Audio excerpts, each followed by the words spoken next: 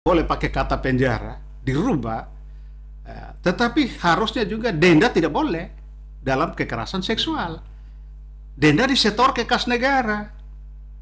Itu menunjukkan negara ini menjadi germo. Alat kelamin manusia Indonesia adalah aset negara. Karena menghasil Dengan pemikiran bahwa orang sakit tidak boleh dipidana, tetapi dia butuh diobati. Nah,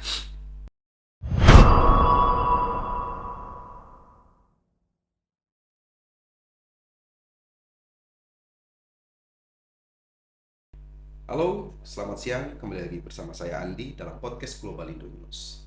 Pada podcast kali ini kita akan membahas terkait dengan isu yang sangat menarik.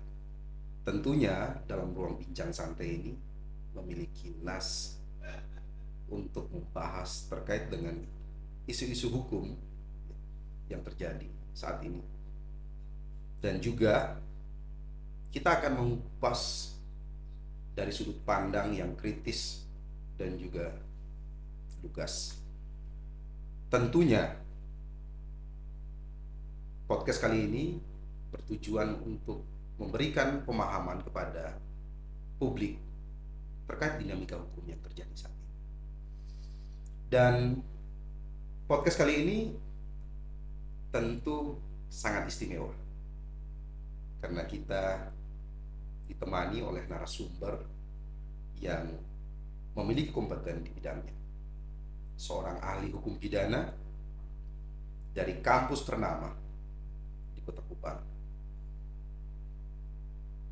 Bapak Dedi Manafi dari Fakultas Hukum Undana. Selamat siang Pak Dedi. selamat siang Bung Andi, selamat siang para penonton di mana saja Anda berada. Gimana kabarnya hari ini Pak? Sehat. Siap.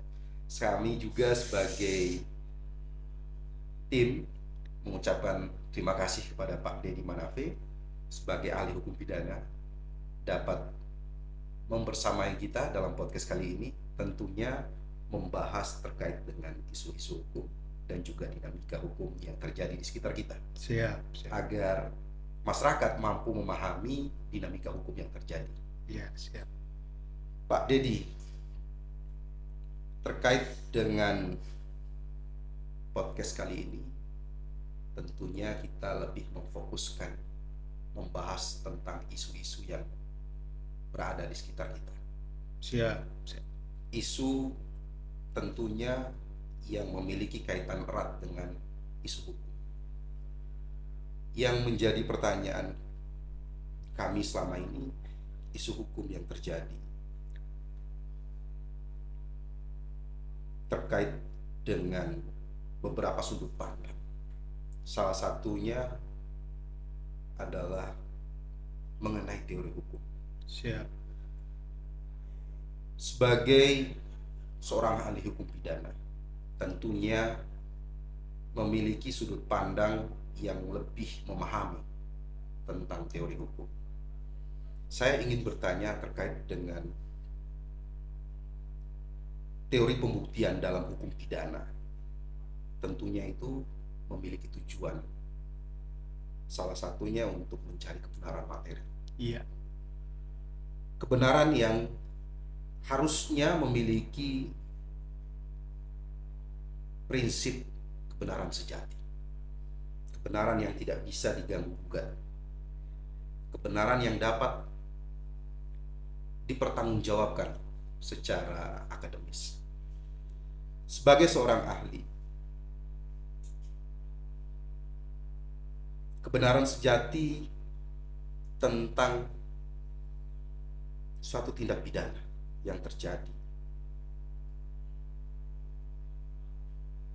menentukan bagaimana bukti dan keyakinan dari hakim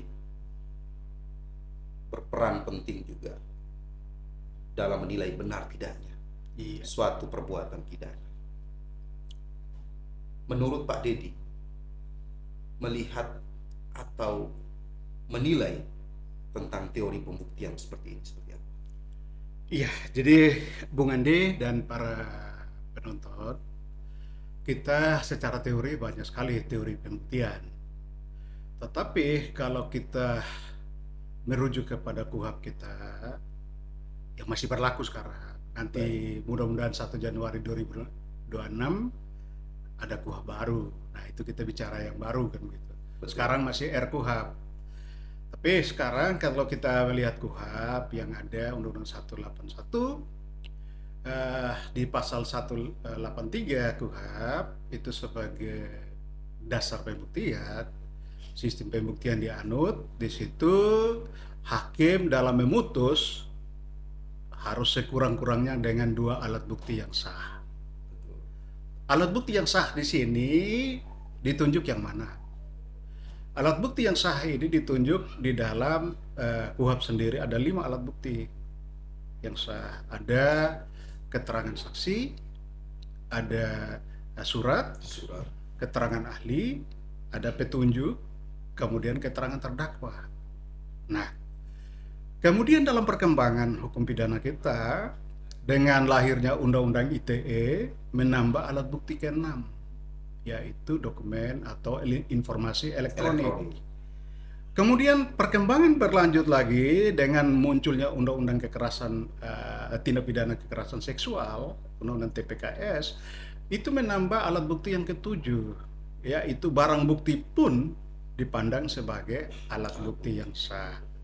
Oleh karena itu, makna dari sekurang-kurangnya 2 alat bukti yang sah itu diambil dari 7 alat bukti yang sah yang dikenal di dalam hukum pidana kita.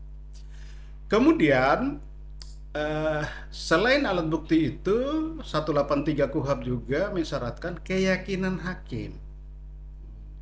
Jadi hakim dalam memutus bukan saja berdasarkan 2 alat bukti, sekurang-kurangnya 2 alat bukti yang sah, tetapi juga keyakinan dia sebagai hakim. Ada keyakinan hakim. Nah, keyakinan hakim itu ada 2 parameter. Parameter yang pertama yaitu tindak pidana benar-benar terjadi. Tindak pidana benar-benar terjadi itu maksudnya apa? Maksudnya adalah terpenuhinya seluruh unsur delik dari ketentuan pidana yang dikenakan pada terdakwa. Jadi unsur delik harus terpenuhi. Kemudian yang kedua, parameter yang kedua adalah terdakwa bersalah melakukan tindak pidana itu. Kata kuncinya adalah bersalah atau sult. Itu berarti kita bicara tentang pertanggungjawaban pidana dari terdakwa. Karena dalam pertanggungjawaban pidana orang perseorangan atau naturally person ada 3 syarat. Yang pertama, kemampuan bertanggung jawab atau to reckonings. Yang kedua adalah adanya kesalahan atau schuld, karena kita menganut adagium Handstraf Sonderschuld.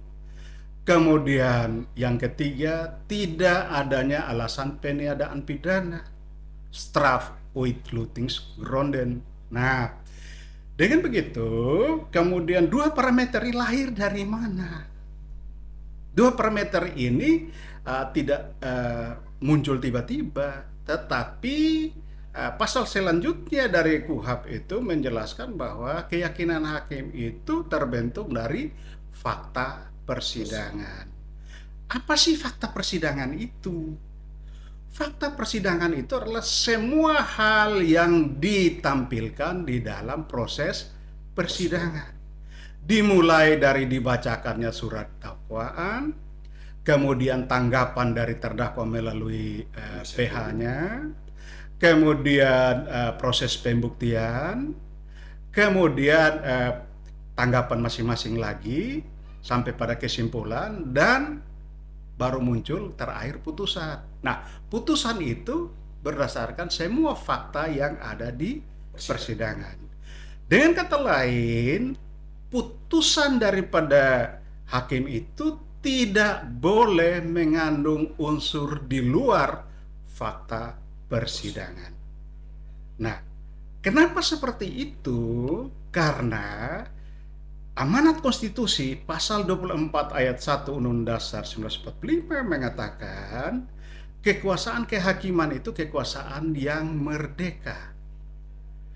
Kata merdeka itu diterjemahkan dari liberty. Sementara ketika kita bicara tentang yang lain, levelnya lebih rendah, itu adalah kebebasan. Kebebasan itu diterjemahkan dari kata freedom. Nah, kebebasan itu adalah hak. Dan hak itu dari seseorang dibatasi dengan hak orang lain. Dan ketika pembatasan itu berkaitan dengan kewajiban yang bersangkutan. Oleh karena itu, kita harus bedakan antara yang disebut dengan merdeka dan bebas. Merdeka itu berdaulat. Satu kekuasaan yang berdaulat. Itu merdeka. Nah, dalam konteks hakim dalam memutus, itu dia merdeka. Dalam pengertian, dia hanya boleh memutus berdasarkan fakta persidangan apa yang ditampilkan di dalam proses persidangan. Di luar itu tidak boleh sebagai dasar pertimbangan. Karena kalau menggunakan dasar pertimbangan di luar fakta persidangan, maka itu mencederai kemerdekaan kekuasaan kehakiman, alias intervensi terhadap kemerdekaan kekuasaan kehakiman. Kira-kira begitu, Bung Andi. Baik, sangat menarik sekali. Ini baru pertanyaan awal. Namun penjelasan dari Pak Deddy Manafe sangat detail, sangat menarik. Iya. Tentunya. Tadi sempat Pak Deddy Manafe membahas terkait dengan adanya keyakinan hakim. Iya. Dari yang tadi sudah Pak Deddy jelaskan, Iya. keyakinan hakim memiliki dua parameter. Iya. Dan juga tadi Pak Deddy sampaikan dasar keyakinan hakim harus merujuk pada fakta persidangan. Fakta persidangan. Tidak boleh di luar dari itu. Iya. Karena merujuk kepada hakim yang merdeka. Iya. Tentunya memiliki kedaulatan atas kemerdekaan itu. Iya. Dan tidak boleh mengambil pertimbangan di luar dari persidangan. Fakta persidangan yang terjadi. Nah, Pak Deddy, sistem pembuktian menurut KUHAP yang berdasarkan keyakinan hakim yang tadi Pak Deddy sampaikan, tentunya memiliki dua sistem pembuktian. Dua sistem pembuktian ini berdasarkan keyakinan hakim antara kelebihan dan kekurangan dari dua sistem ini. Pembuktian ini dan bagaimana perbandingannya? Seperti apa itu? Iya. Dari dua sistem ini. Iya, jadi kenapa kita memasang dua sistem ini? Karena di situ mau memberi keleluasaan kepada hakim ketika dia memutus, itu dia betul-betul berdasarkan keyakinan dia, dan itu aspek subjektivitas dia bertanggung jawab terhadap putusan dia itu, pertimbangan-pertimbangannya dia, kemudian sampai pada vonisnya. Kemudian juga dia dalam kaitan dengan ada dua fungsi dasar daripada hakim. Pertama, hakim wajib menggali perasaan keadilan masyarakat.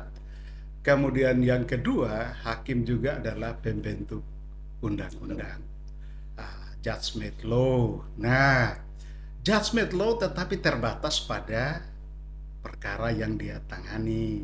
Jadi apa yang dia putuskan itu bisa saja kalau ada sisi-sisi yang belum jelas daripada undang-undang mengatur terkait perkara itu, dia bisa membangun norma baru di situ untuk mengisi kekaburan itu, minimal menjelaskan norma yang kabur yang ada. Nah, dari logika seperti itu, kenapa? Karena secara filsafat kita menganut vox populi, vox Dei, suara rakyat, suara Tuhan. Betul. Nah, suara rakyat, suara Tuhan itu kemudian dipandang oleh sistem ketatanegaraan kita itu diwujudkan ke dalam undang-undang. Makanya wakil rakyat itu menulis kehendak rakyat Dan setiap kepala daripada undang-undang kita itu ditulis ira-iranya adalah Berdasarkan uh, keyakinan. dengan rahmat Tuhan yang Maha Ya, Esa. ya. Dengan rahmat Tuhan yang Maha Esa. Nah, artinya undang-undang itu menjadi rahmat. Nah, suatu berkat. Nah, dengan dasar pemikiran seperti itu, ketika terjadinya suatu tindak pidana, hakim harus mengembalikan tadinya dia adalah musibah harus menjadi tindak pidana itu musibah, harus kembali menjadi rahmat. Maka kepala putusan daripada hakim itu dengan mengharapkan rahmat Tuhan yang Maha Esa.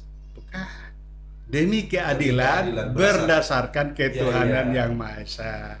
Menarik sekali. Nah, jadi koneksinya di situ. Artinya hakim menegakkan kembali rahmat Tuhan yang dicederai oleh pelaku. Dia kembalikan kepada posisi semula. Itulah kenapa kita kemudian memberi ruang kepada keyakinan hakim. Tetapi keyakinan ini juga tidak bisa seluas-luasnya karena merdeka maka sesuka hati, tidak bisa. Oleh karena itu kemudian harus berdasarkan undang-undang, yaitu sekurang-kurangnya 2 alat bukti yang sah. Jadi keyakinan hakim itu tidak tergantung di langit biru, tetapi harus berdasarkan minimal atau sekurang-kurangnya 2 alat bukti yang sah, yang diatur di dalam undang-undang. Sehingga dasar putusan itu tidak hanya bertumpu pada keyakinan saja, tetapi juga pada pembuktian alat bukti yang ada, terbukti atau tidak. Nah, pembuktian itu juga kalau kita lihat lebih dalam, itu kita menganut ajaran actus non facit reum nisi mensit rea. Suatu perbuatan itu tidak membuat seseorang itu bersalah kecuali dilakukan dengan sikap batin yang jahat. Betul. Nah, perbuatan inilah yang kemudian harus dibuktikan. Dan kemudian kesalahan itulah yang nanti di dalam keyakinan hakim ada 2 parameter tadi. Salah satunya terdakwa bersalah melakukan tindak pidana itu. Nah, ini koneksinya. Maka di satu sisi kita menganut keyakinan hakim, tapi di sisi lain ada pembatasan menurut undang-undang. Demikian Bung Andi. Baik, sangat menarik. Ini semakin lama podcast kita hari ini tentunya sangat menarik.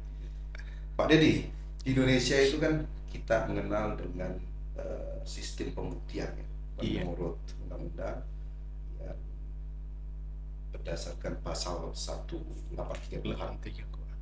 ya, kurang lebih hakim tidak boleh menjatuhkan pidana kepada seseorang kecuali apabila dengan sekurang-kurangnya 2 alat bukti yang sah. Tentunya ini memiliki parameter. 2 alat bukti yang memiliki kedudukan yang sah. Kedudukan yang sah ini juga tidak hanya sebatas sampai di situ. Tentunya juga harus berbarengan dengan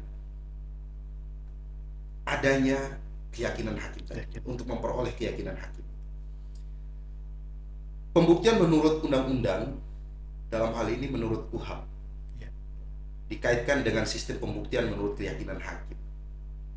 Jika ada hakim yang membuat kesimpulan hanya berdasarkan persepsi, sudut pandang yang tidak diambil berdasarkan fakta persidangan, ya kalau boleh kita katakan menggunakan pikirannya sendiri, atau keyakinan yang muncul berdasarkan keyakinan secara personal, penilaian secara personal. Bagaimana Pak Dedi menilai seperti ini? Apakah seorang hakim dapat memberikan sebuah putusan berdasarkan keyakinan secara personal tanpa harus mempertimbangkan fakta yang terungkap dalam persidangan atau seperti apa? Kalau terjadi seperti itu, sesungguhnya hakim itu melanggar asas legalitas di dalam hukum acara pidana yang diatur dalam pasal 3 KUHP. Pasal 3 KUHP menyatakan bahwa peradilan ini diselenggarakan menurut tata cara yang diatur di dalam undang-undang ini, maksudnya KUHP. Nah, artinya apa? Itu asas legalitas. Legalitas begins all. Jadi, sederhananya begini. Sistem peradilan pidana kita itu terbangun atau terkonstruksi dari 5 subsistem peradilan pidana. Betul. Penyidik dilaksanakan oleh penyidik Polri, penyidik PPNS, penyidik militer, penyidik KPK. Nah, mereka dibekali dengan undang-undang sendiri. Baik. Penuntut pun begitu, dibekali dengan undang-undang sendiri, dengan turunan-turunannya bahkan. Mereka boleh bikin peraturan Kapolri, boleh bikin peraturan Jaksa Agung dan seterusnya. Hakim juga ada undang-undang kekuasaan kehakiman, bahkan ada bisa juga peraturan Mahkamah Agung dan seterusnya. Baik. Advokat pun punya undang-undang advokat, undang-undang bantuan hukum, bahkan setiap asosiasi punya aturan masing-masing. Begitu juga lembaga pemasyarakatan punya undang-undang pemasyarakatan dan peraturan turunannya. Tetapi ketika menangani suatu perkara dan dibawa ke pengadilan, ini perlu digarisbawahi. Ketika 5 subsistem ini bekerja menangani suatu perkara, minimal 4 subsistem, kan lapas nanti itu setelah divonis kan. Tetapi 4 subsistem yang ada ini bekerja menangani suatu perkara pidana, rule of the game-nya itu adalah KUHP. Tidak boleh lain. Tidak boleh harus menggunakan dari kepolisian punya, kejaksaan punya. Bagaimana kalau ternyata kepolisian punya ada tabrakan dengan kejaksaan? Berkelahi mereka. Iya. Tidak bisa seperti itu. Sehingga harus merujuk pada undang-undang dalam hal ini KUHP. Ya, itu sendiri. Karena begini, peraturan Kapolri itu aturan teknis yang berlaku internal di kepolisian. Secara khusus. Jaksa tidak bisa tunduk dong pada peraturan Kapolri. Betul. Atasan mereka kan bukan Kapolri, sebaliknya jaksa juga begitu. Secara hierarki itu berbeda masing-masing. Tetapi ketika bertemu di pengadilan, tunduk pada KUHP. Tidak boleh lain. Kemudian ada yang bertanya, kan di dalam undang-undang misalnya undang-undang pidana khusus ada hukum acaranya, misalnya tipikor bla bla bla.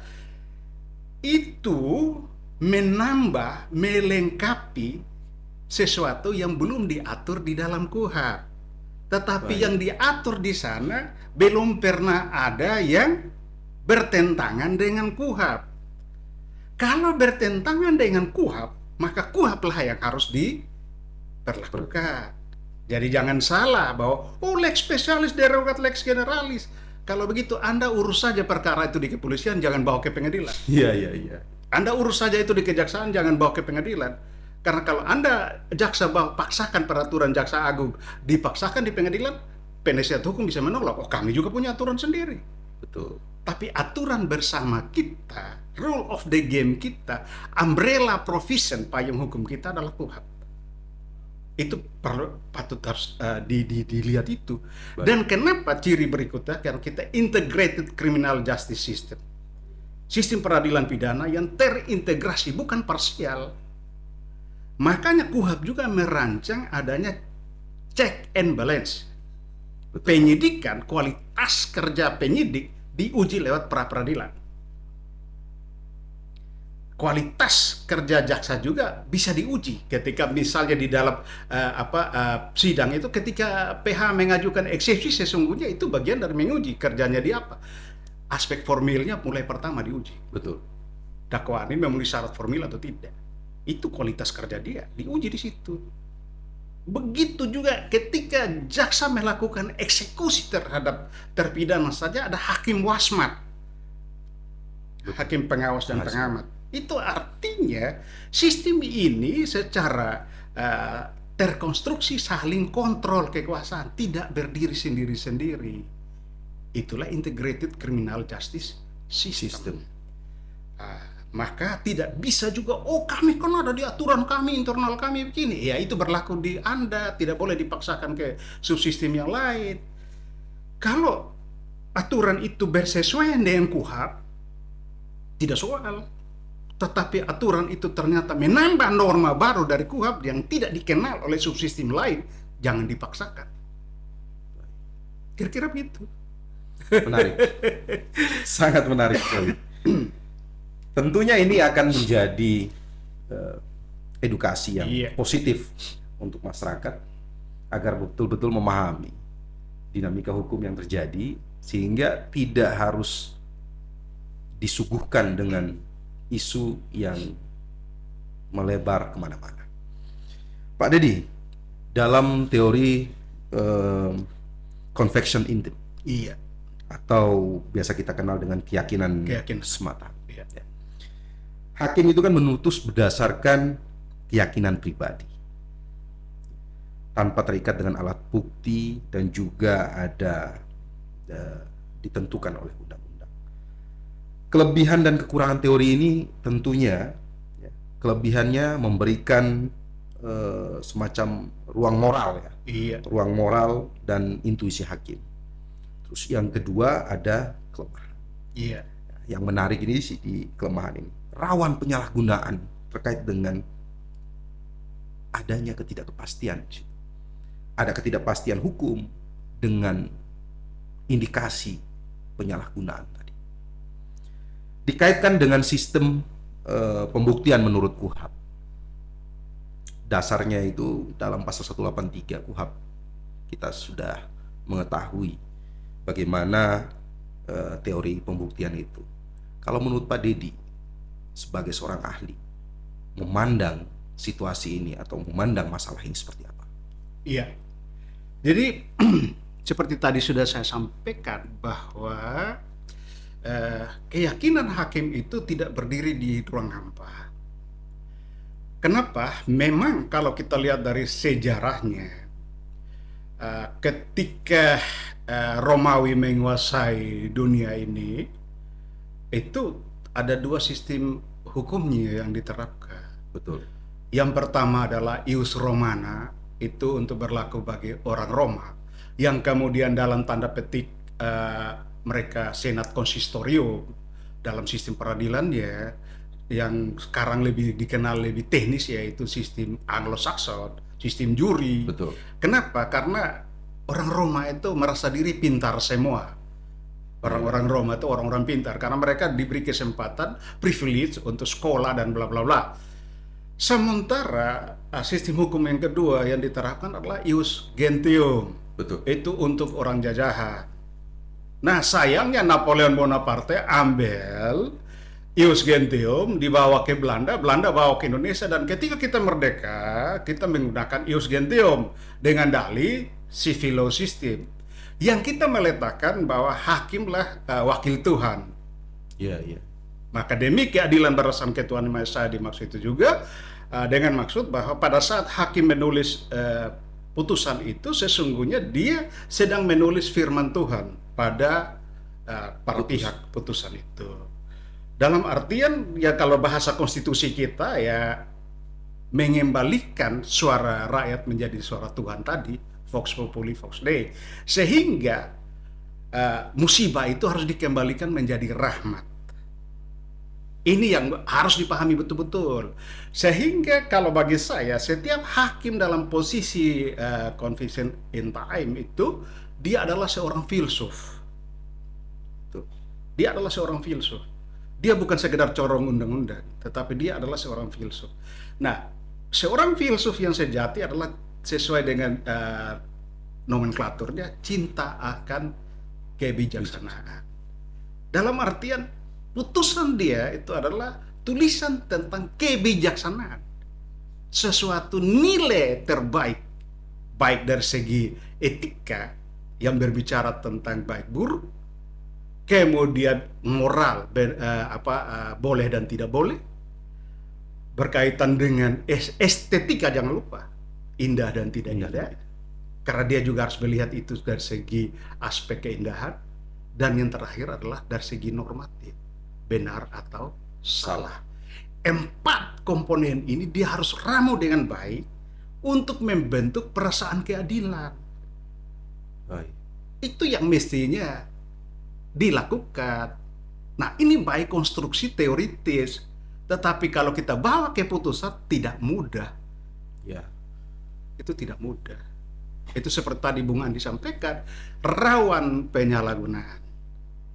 kalau dia tidak memahami esensi daripada kemerdekaan, kekuasaan, kehakiman ala konstitusi Indonesia. Ya. Ini soal paling mendasar.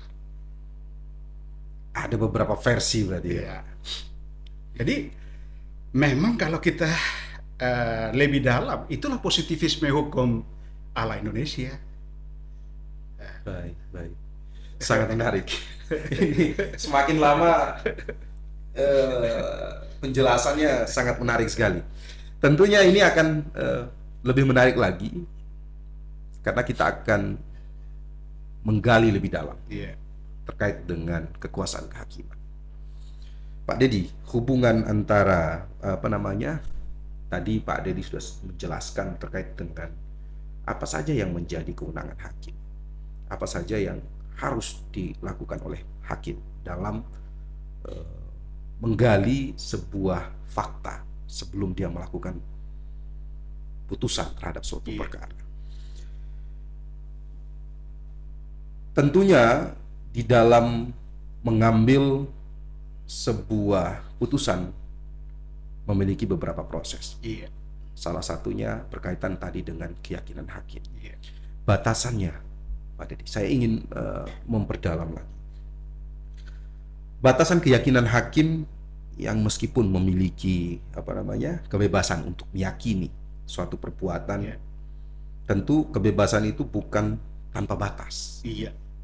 Ada yang harus dilakukan dan ada yang tidak harus dilakukan. Artinya batasan inilah yang memisah antara dua sekat ini. Beberapa batasan penting, terutama di sini harus bersumber dari fakta persidangan. Nah, ini yang sering terjadi. Kita memahami keyakinan hakim harus merujuk kepada fakta persidangan. Fakta persidangan seperti apa yang terjadi, maka itulah yang akan dijadikan sebagai bahan pertimbangan sebelum melakukan putusan.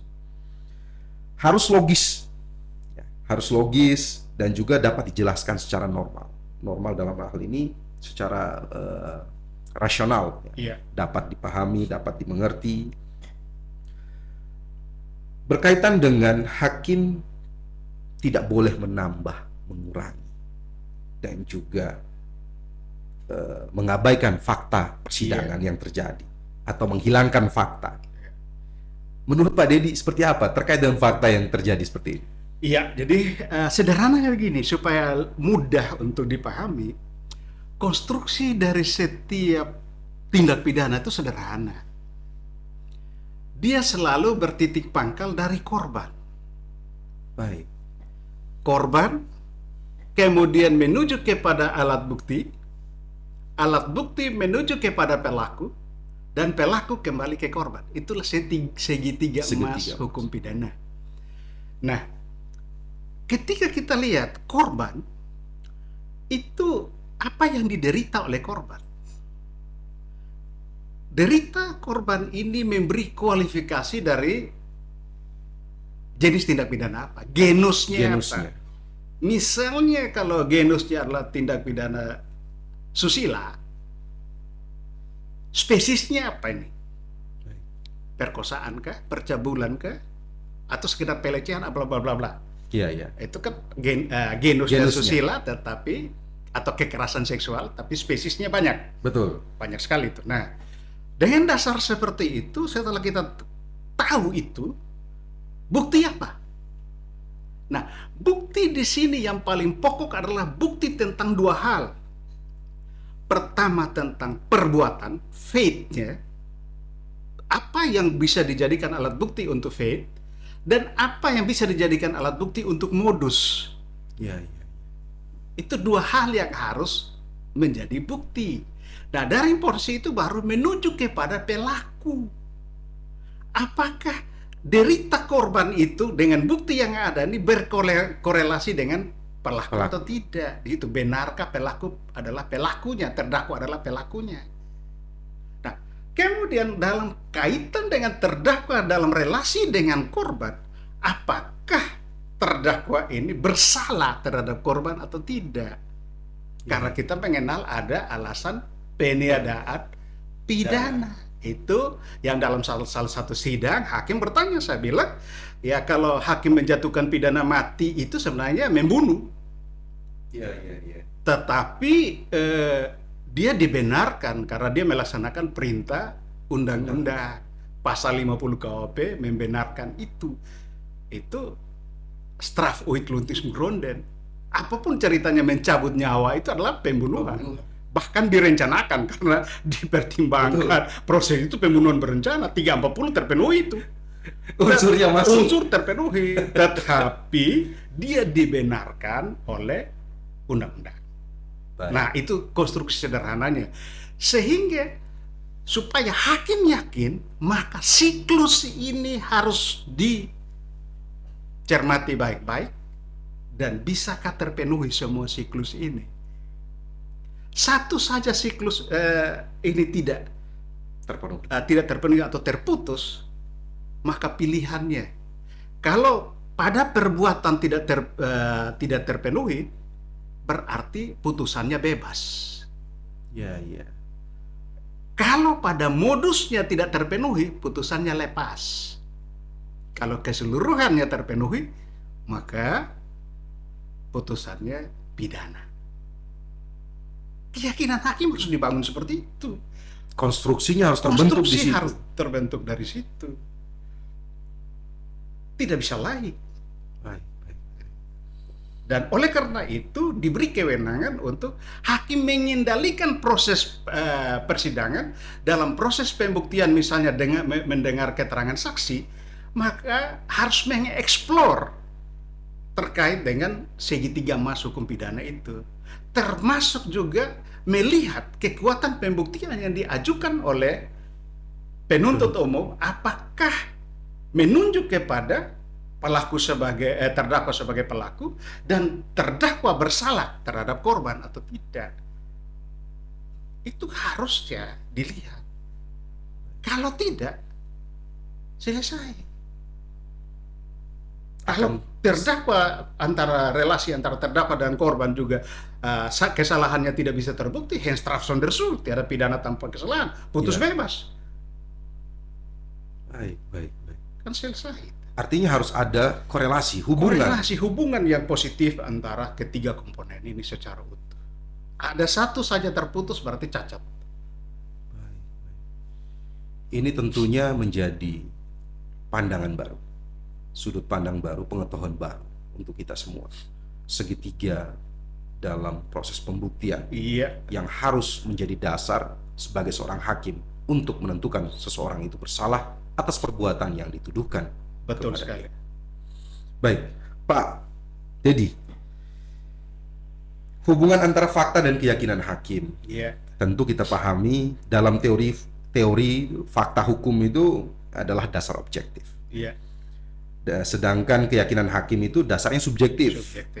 Kita paham ini adalah dua prinsip yang berbeda. Sedangkan keyakinan hakim dalam dasar subjektif ini menilai fakta.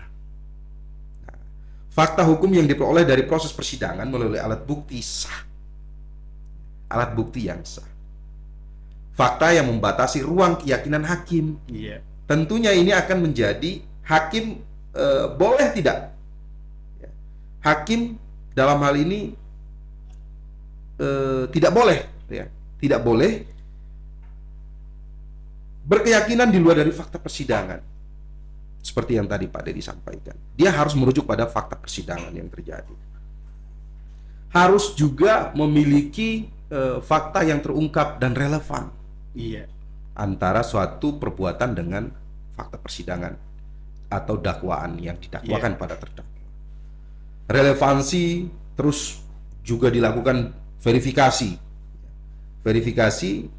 di persidangan, apakah akibat dari perbuatan itu dapat dipidana tidak. Nah, yang menjadi pertanyaan saya, akibat dari sebuah perbuatan jika hakim membuat keyakinan tapi tidak sesuai dengan fakta persidangan yang terungkap dalam persidangan, ini yang sering terjadi.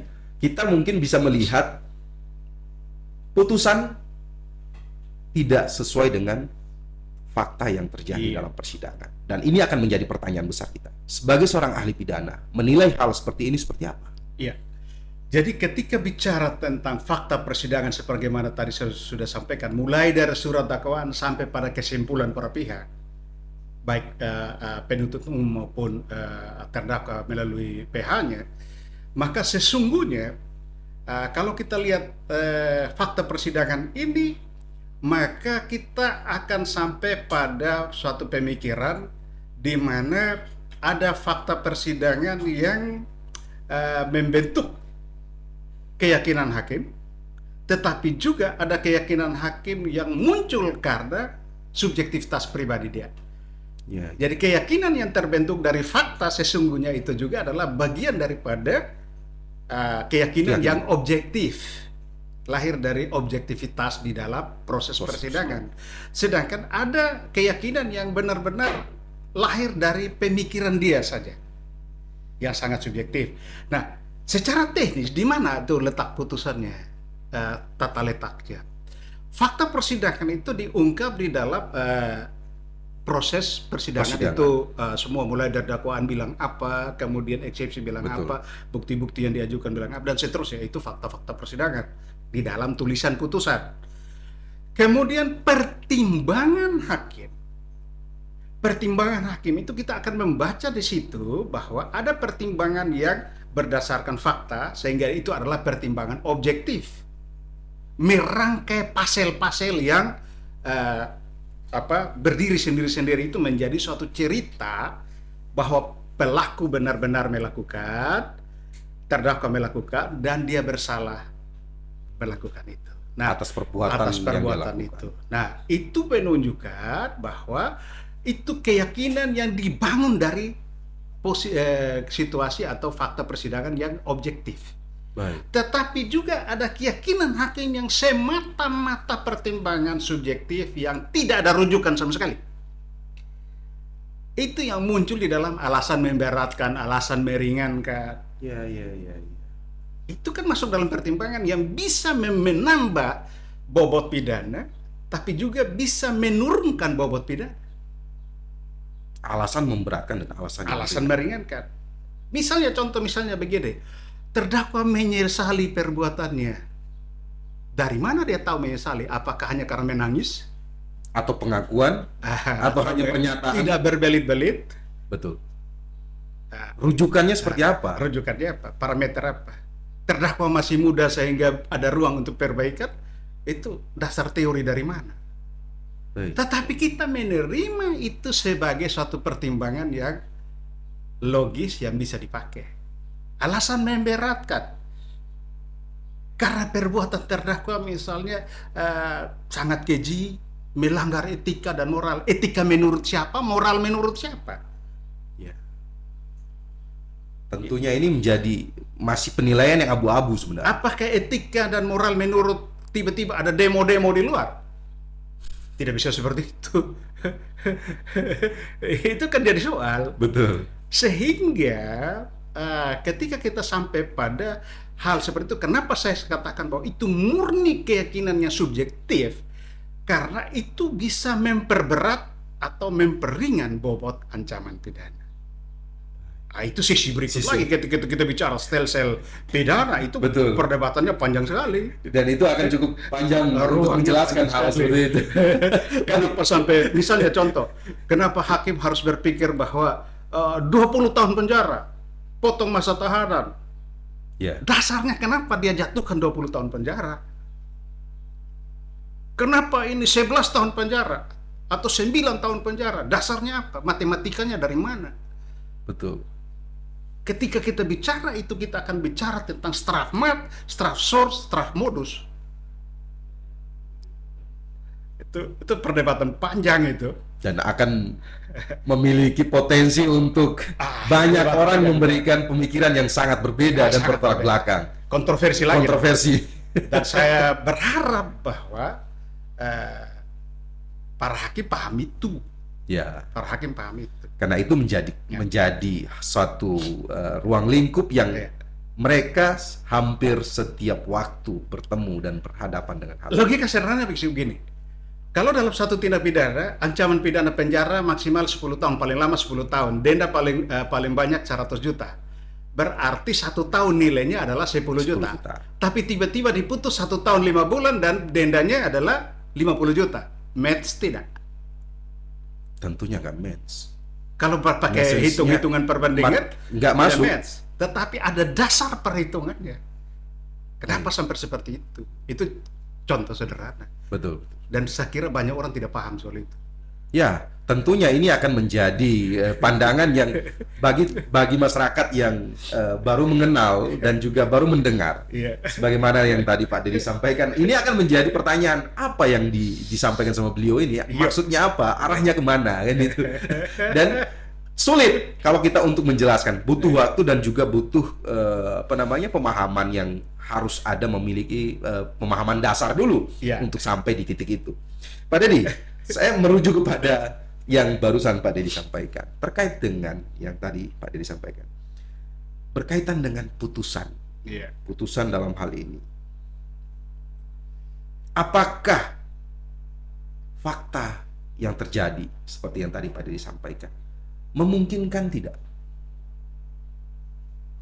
dalam proses di pengadilan yang lebih tinggi membatalkan atas putusan yang sudah dibuat oleh pengadilan sebelumnya? Iya, disitulah kita kemudian mengenal adanya peradilan sesat atau peradilan error. Error itu ada apa? Pertama, yang paling gampang adalah error in facti yang dari tadi kita ngomong. Betul. Itu kekeliruan dalam menerapkan faktanya. Yang kedua adalah error in juris. Yang ketiga adalah error in objecto. Objeknya apa ini? Ya, bisa saja genusnya apa, spesiesnya apa ini? Yang berikut adalah error in persona.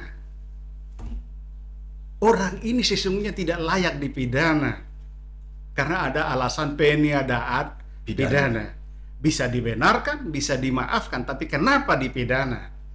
Nah, karena ada 4 jenis error ini, maka oleh hukum acara pidana dibuka ruang untuk upaya hukum. Baik upaya hukum biasa, banding kasasi, tapi bisa juga upaya hukum luar biasa, peninjauan kembali. Betul. Itulah ruangnya. Dan bagi para pihak yang ada di dalam, penuntut umum merasa bahwa putusan tidak sesuai dengan harapan dia boleh banding, boleh kasasi. Ruangnya diberikan. Ruang dibuka. Begitu juga terdakwa yang menjadi terpidana. Kalau dia merasa bahwa ini tidak adil karena ada errornya, betul, ada sesatnya, maka bisa mengajukan upaya hukum. Itu ruangnya dibuka. Itulah sistem peradilan kita.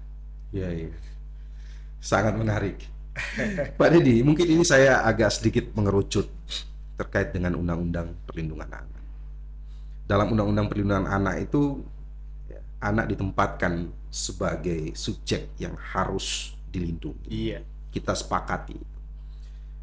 Bukan sebagai subjek hukum yang dituntut secara pidana. Pasal-pasal yang menegaskan perlindungan anak juga terkait anak dari kekerasan seksual, terus eksploitasi, perbuatan cabul, ya.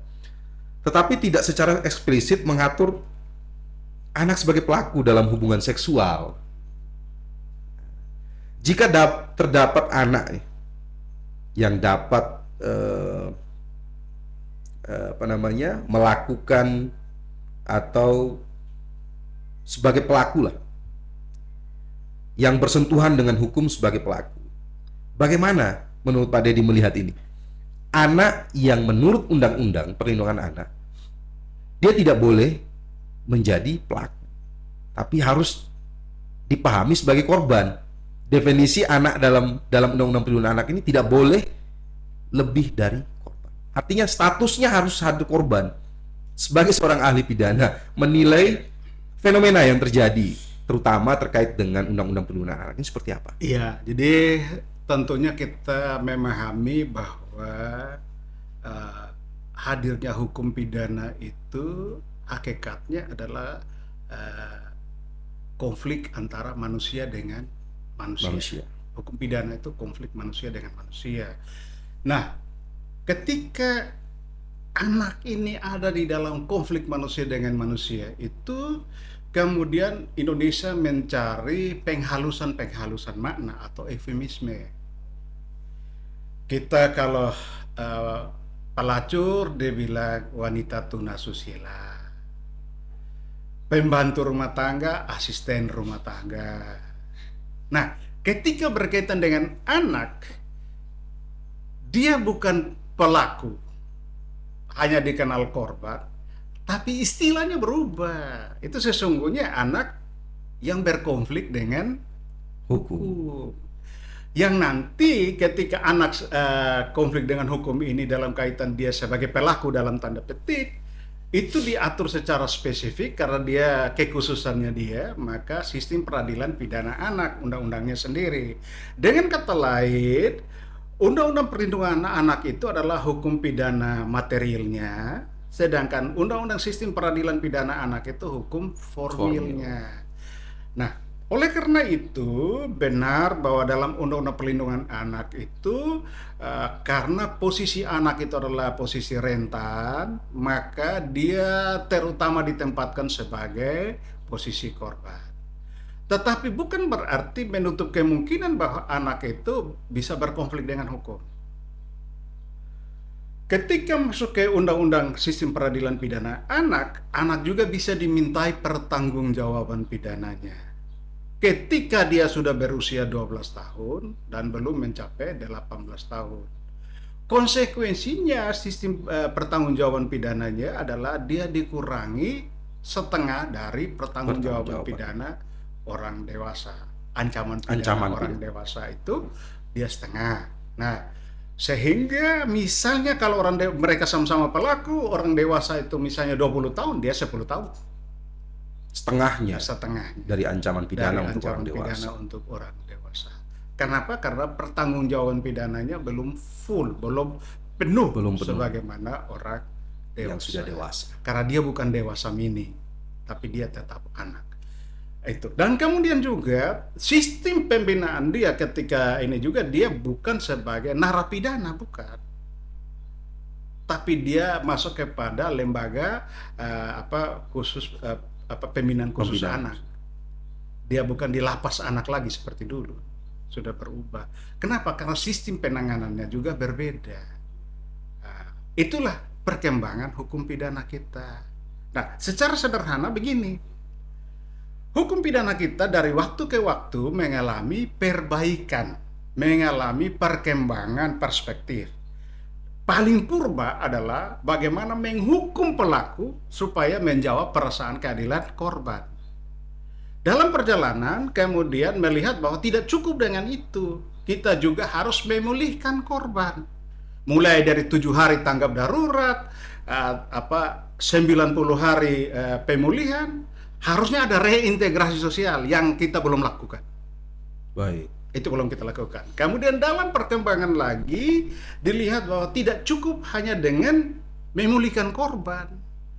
Terutama dengan masuknya atau munculnya undang-undang tindak pidana kekerasan seksual, terjadi loncatan paradigma luar biasa atau perspektif luar biasa. Di mana pasal 3 mengatakan bahwa salah satu tujuan daripada undang-undang TPKS adalah merehabilitasi pelaku.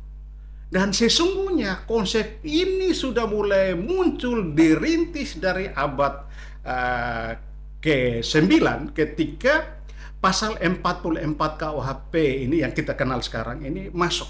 Waktu itu masih zaman Roma menuju ke kode penal du franchise Napoleon. Itu pasal 44 itu mulai diintrodusir dengan pemikiran bahwa orang sakit tidak boleh dipidana. Tetapi dia butuh diobati. Nah, tiba-tiba muncul di dalam undang-undang TPKS yaitu rehabilitasi pelaku. Nah, pelaku mana yang harus direhabilitasi dan di mana dia harus direhabilitasi? Kita reverse ke pasal 44. Itu orang sakit jiwa itu tidak bisa dikirim ke lapas, tetapi dikirim ke rumah sakit jiwa untuk diobati atau dalam bahasa TPKS direhabilitasi, diperbaiki di sana. Itu logika dari yang segi sekarang psikologis tentunya. Itulah logika perkembangan hukum pidana kita. Kalau kita belajar dengan baik penologi sistem pemidanaan kita. Baik. Kira-kira begitu, Bung Sangat Andi. menarik. Ini isu yang sangat-sangat menarik. Pak Dedi, terkait dengan fenomena ini, tadi Pak Dedi sudah menjelaskan terkait Undang-Undang Perlindungan Anak. Iya, Tentunya fenomena yang terjadi di masyarakat juga banyak terjadi. iya, Prostitusi yang melibatkan anak. Bahkan ada anak dengan anak, anak dengan anak tapi sesama jenis, ada juga anak dengan orang dewasa. Melihat fenomena yang terjadi dari sudut pandang Undang-Undang Perlindungan Anak, di sini juga kita bisa menilai bahwasanya Undang-Undang Perlindungan Anak ini memiliki tujuan sebenarnya ya, untuk bagaimana melindungi hak anak itu. iya. Tapi yang menjadi pertanyaan kita semua, bagaimana kalau anak itu yang justru menjadi pelaku Iya. dalam sebuah tindak pidana? Sementara kalau kita merujuk pada Undang-Undang Perlindungan Anak, kedudukan anak tentunya harus sebagai korban. Iya. Apakah fenomenal ini akan memiliki dampak yang positif atau dampak yang negatif? Dan apakah undang-undang ini perlu direvisi atau tidak? Iya. Jadi yang pertama kita harus lihat kembali dulu konstruksi tanggung jawab terhadap masalah ini. Baik. Yang pertama, Undang-Undang Perlindungan Anak sampai pada Undang-Undang TPKS. Tadi Undang-Undang Perlindungan Anak, ada Undang-Undang KDRT, ada Undang-Undang Trafficking, kemudian ada Undang-Undang TPKS. Itu menempatkan atau memberi beban tanggung jawab kepada pemerintah pusat itu dalam kaitan dengan penegakan hukum. Penegakan hukum. Itu pemerintah pusat. Instansi vertikal lah dalam bahasa yang lebih gampang. Secara struktural. Instansi vertikal lah. Kemudian artinya menangani dia ketika jadi pelaku. Betul. Ya. Sementara untuk pemerintah daerah diberi tanggung jawab, beban tanggung jawab untuk menangani pencegahan supaya jangan anak ini menjadi pelaku, korban atau saksi dari suatu kejahatan ini. Dan yang terakhir adalah Pemda juga diberi beban tanggung jawab untuk menangani korban. Nah, 3 konstruksi ini kita harus pegang baik-baik itu dulu. Sehingga kalau terjadi tindak pidana, berbagi tanggung jawabnya di mana? Kemudian ada partisipasi masyarakat, ada bab partisipasi masyarakat di daerah untuk 3 komponen itu. Iya. Tetapi yang paling penting adalah ketika terjadi kekerasan seksual di daerah, maka menunjukkan bahwa pemerintah daerah gagal melaksanakan tanggung jawabnya, mencegah. Dan saya ragu juga kesuksesan mereka menangani korban. Paling-paling tanggap darurat, pemulihan, reintegrasi sosialnya bagaimana? Tentunya ini harus dipikirkan secara matang. Harus dipikirkan secara matang. Tidak hanya berhenti pada satu sisi. Tidak bisa. Dan ini harus terus beriringan. Artinya begini, dalam aspek pencegahan saya katakan gagal karena begitu banyak anak yang terlibat ke dalam dunia yang harusnya mereka tidak boleh ke situ. Ya, ya kita sebut aja dunia gelap lah. Dunia gelap. Ya. Ya, kalau bahasa Kes Bang Pol, penyakit masyarakat. Ya, Salah satu pekat. Betul. Dunia pekat. Itu dunia pekat itu. Nah, dari situ sesungguhnya atau dunia ketunaan kalau bahasa dinas sosial. Dunia ketunaan. Dunia cacat. Iya. Tuna itu tuna cacat, betul. Sekelas tuna rungu, tuna wicara, itu dunia cacat. Baik. Nah, dari situ sesungguhnya menunjukkan bahwa pemerintah daerah gagal melaksanakan itu. Dan masyarakat sipil juga gagal melaksanakan pencegahan. Nah, tapi sudahlah lewat karena sekarang sudah terjadi. Ketika sudah terjadi, maka kita harus pilah lagi bagaimana kalau dalam relasi PKAT itu anak dengan anak. Maka sistem peradilan pidana anaklah yang harus diterapkan. Bagaimana kalau orang dewasa dengan anak? KUHP yang harus diterapkan dalam sidang tertutup tentunya. Tetapi tentunya tidak boleh ada diskriminasi di situ. Ini yang jadi soal. Kenapa? Tadi saya singgung reintegrasi sosial. Ketika anak korban, dalam tanda petik, apakah dia atau pelaku juga kita sebut sebagai korban? Ya. Anak yang berkonflik dengan hukum kita katakan sebagai korban juga dari kondisi ini. Maka tanggung jawab paling besar adalah bagaimana kita mengembalikan dia kepada situasi semula seperti sebelum dia terjun ke dunia ketunaan ini. Betul. Ini jadi soal. Selama ini kita hanya sibuk bagaimana dengan menuntut untuk menghukum seberat-beratnya para pelaku. Itu bukan solusi. Justru malah tidak memberikan ruang sebenarnya. Tidak ada solusi konstruktif bagi masalah itu. Kita hanya seolah-olah karena kegagalan kita balas dendam kepada pelaku. Iya. Jadi konteksnya bukan pada proses penegakan hukum lagi, tapi karena ada konflik personal, kebencian dalam tanda petik bagi saya itu kebencian. Iya. Padahal kita yang gagal. Pak Dedi, ini saya sedikit tertarik dengan tadi yang Pak Dedi sampaikan, merujuk pada Undang-Undang Perlindungan Anak. Dalam hal ini Undang-Undang SPPA. Iya.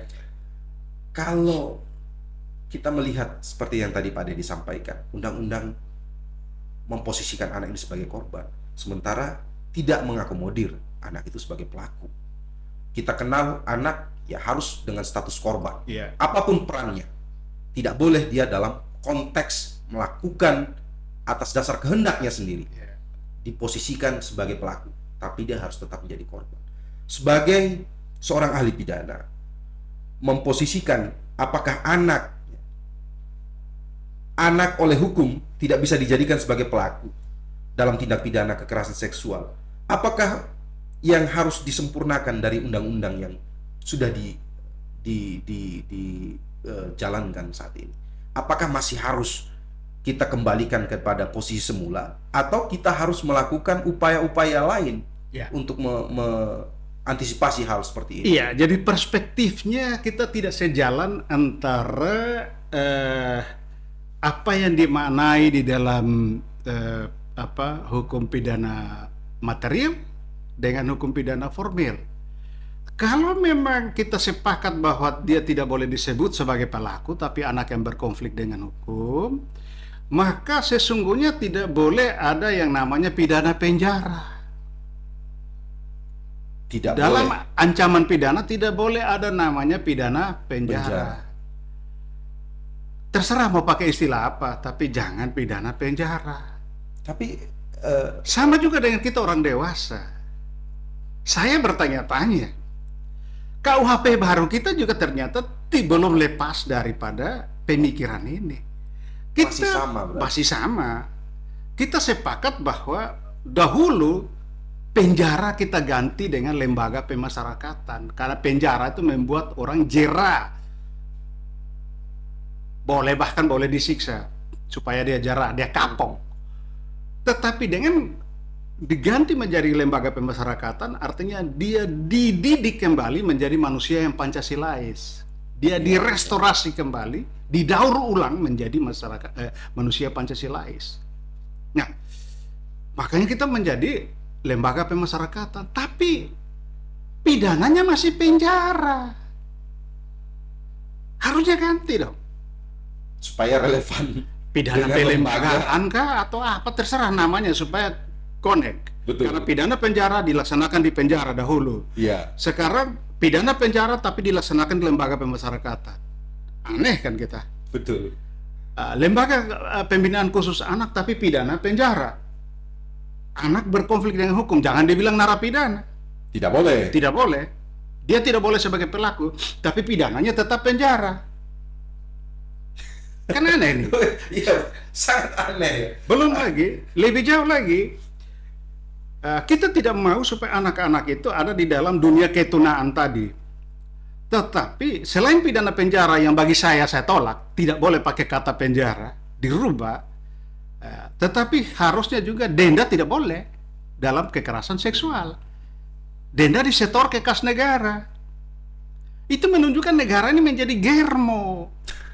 Artinya gini Pak, Pak Deddy, saya sangat menarik dengan yang Pak Deddy sampaikan, memposisikan dengan konstruksi berpikirnya Pak Deddy.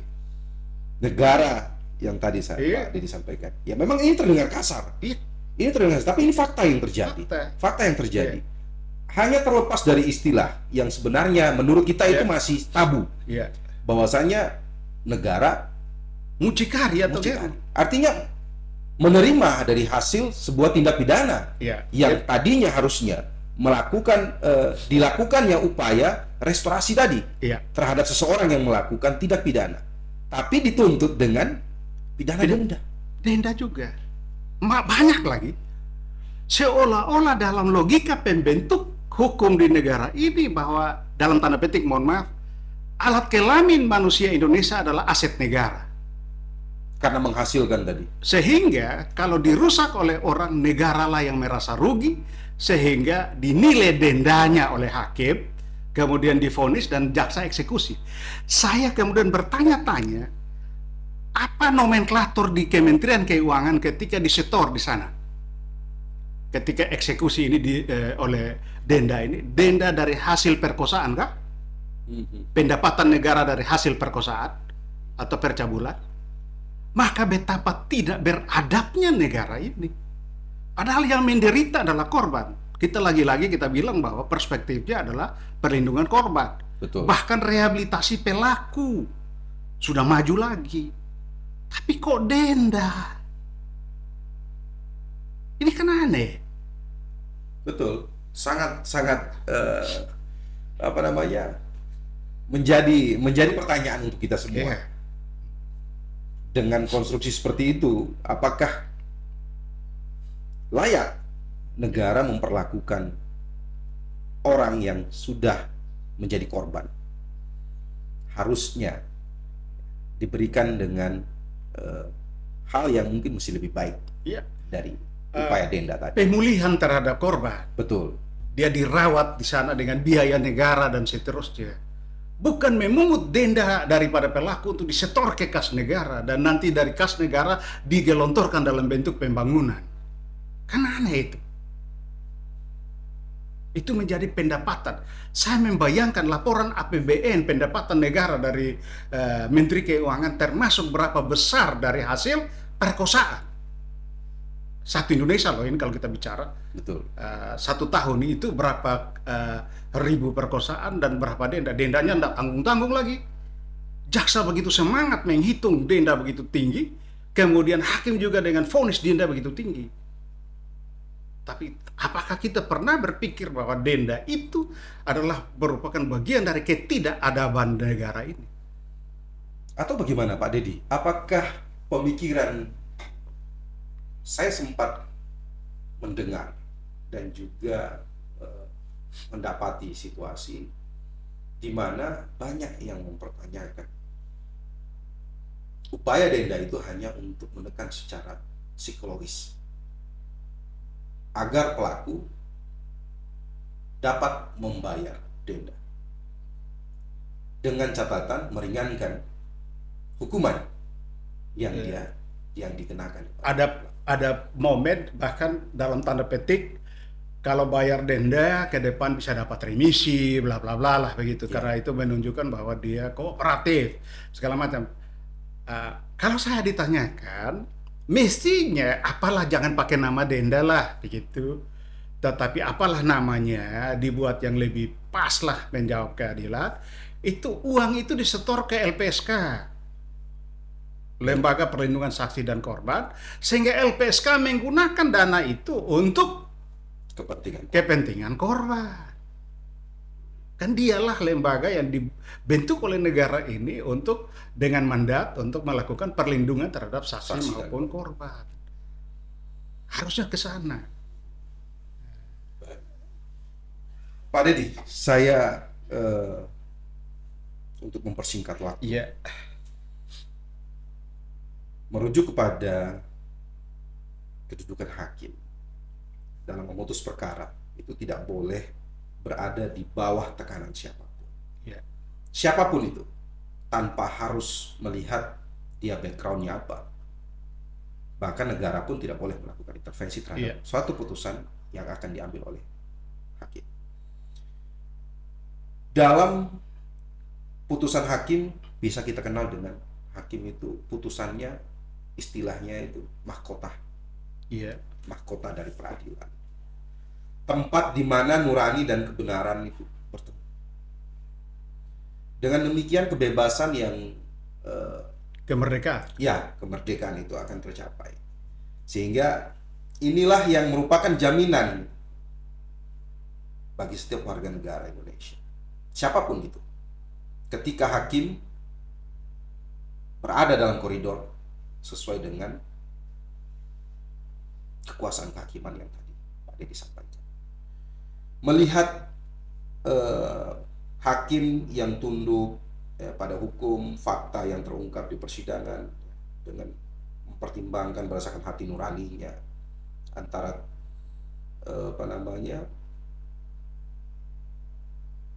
pertimbangan-pertimbangan yang muncul berkaitan dengan putusan hakim yang muncul atau yang timbul di antara tekanan. Baik itu tekanan dan juga terkait dengan putusan hakim yang diamanatkan oleh konstitusi. Iya, Undang-undang dalam menentukan sikap seorang hakim tentunya diberikan hak kemerdekaan tadi yang Pak Deddy sampaikan. Di sisi lain, banyak tekanan juga yang terjadi. Idealnya itu seperti apa? Kalau misalkan hakim dalam mengambil sebuah putusan, apakah masih merujuk pada sesuai yang apa yang diamanatkan oleh konstitusi, atau harus merujuk kepada hal-hal yang di luar dari itu? Iya, jadi apa yang tadi kita sampaikan itu konstruksi teoritikal, konstruksi ideal daripada konsep kemerdekaan, kekuasaan, kehakiman. Tetapi kita harus realistis juga bahwa semua itu tergantung politik hukum pidana yang ada di Indonesia. Ketika hakim memidana mati salah satu terpidana dan ketika dia mau promosi dalam fit and proper test malah 0 suara,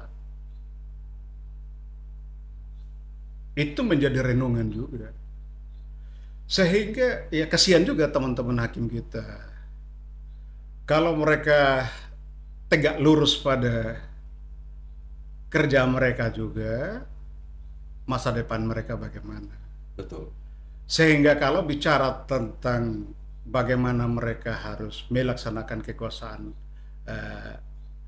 kehakiman yang merdeka, maka itu amanat konstitusi. Yang dimaksud merdeka itu adalah merdeka dari intervensi kekuasaan legislatif maupun eksekutif. Dan termasuk tekanan publik bla bla bla.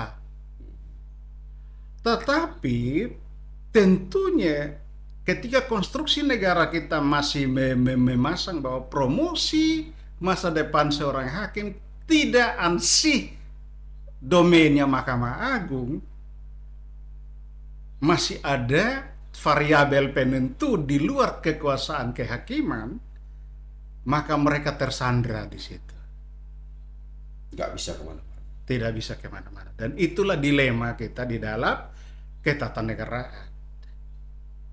Kita seolah-olah bangga bahwa di satu sisi saya juga melihat teman-teman yang mengaku aktivis, ketika hakim itu memidana mati seseorang, semua tepuk tangan. Tetapi ketika hakim itu ditolak promosi karirnya, tidak ada yang bersuara. Orang yang tadi tepuk tangan merasa terpuaskan bahwa dia memidana mati orang, demonya luar biasa pada waktu itu mendukung hakim itu supaya pidana maksimal. Tetapi ketika hakim ini karirnya terganjal, tidak ada yang bersuara. Ini jadi soal juga, Dilematis. dilema. Oleh karena itu ya bagi saya ya, kita pada bicara menginjak di bumi, katakanlah hakim pengadilan negeri di NTT, ya kalian kasihan, kalian berdiri menginjak di bumi NTT, tetapi kalian juga dihimpit oleh segala macam variabel. Silahkan mengikuti nurani Anda dalam memutus, tetapi juga berpikir bahwa karir Anda tidak berhenti besok. Betul. Ini yang jadi soal. Oleh karena itu, biarlah semua berjalan, karena itu di luar daripada kompetensi kita. Betul. Karena ketika kita mau melihat kemerdekaan kekuasaan kehakiman sebagai mimpi negara hukum kita, itu banyak variabel menentukan itu. Saya kira itu Bung Andi. Jadi Siap, Pak Dedi. Terima kasih banyak Pak Dedi. Ini sangat menarik sekali podcast kita pada siang hari ini. Sangat menarik, materi yang sangat berbobot dan juga diskusi walaupun terlihat serius tapi tetap santai. Kita tetap menikmati dan juga saling tukar pikiran. Terima kasih Pak Dedi Manafe atas kehadiran dan juga ilmu yang sangat berbobot. Tentunya harapan kami apa yang disampaikan oleh Pak Dedi Manafe sebagai seorang ahli hukum pidana dari Fakultas Hukum Undana dapat memberikan angin segar, pemahaman terkait dengan dinamika hukum yang terjadi di sekitar kita. Dan ini akan menjadi satu batu loncatan kepada kita untuk mengantisipasi semua hal yang terjadi, terutama kepada keluarga kita. Kita berharap anak-anak NTT khususnya yang sekarang ini dipenuhi dengan tantangan perkembangan teknologi dapat tumbuh kembang dengan baik tanpa harus bersinggungan hukum seperti yang terjadi beberapa waktu belakangan ini. Terima kasih banyak Pak Dedi Manafe. Terima kasih. Saya ucapkan terima kasih atas waktu dan kesempatannya sudah membersamai kita pada podcast kali ini. Tentunya nanti kita akan bertemu lagi di momen berikut. Saya berharap Bapak dosen dan juga seorang ahli hukum pidana Dedi FCH Manafe SH M.Hum bisa memberikan waktu di momen berikutnya. Terima kasih banyak teman-teman semua. Sampai jumpa di podcast selanjutnya. Tentunya kita akan bertemu dalam podcast dan juga topik yang menarik dengan mengulas fakta tanpa adanya informasi dan juga dari sumber yang terpercaya. Terima kasih, sampai jumpa di momen berikutnya, di podcast berikutnya. Saya Andi undur diri, terima kasih, selamat siang.